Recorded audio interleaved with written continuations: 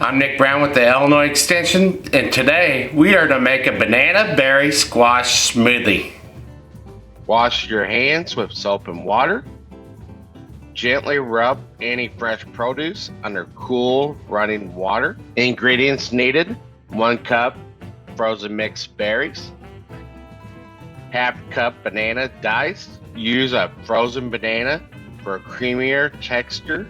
1 cup zucchini or yellow squash diced. 1 cup of low-fat vanilla yogurt.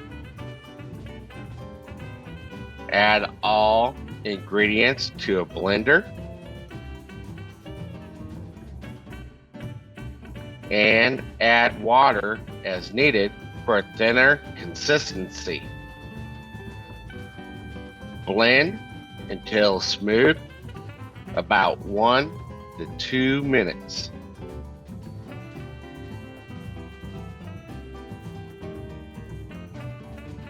That is our banana berry squash smoothie. I hope you enjoy.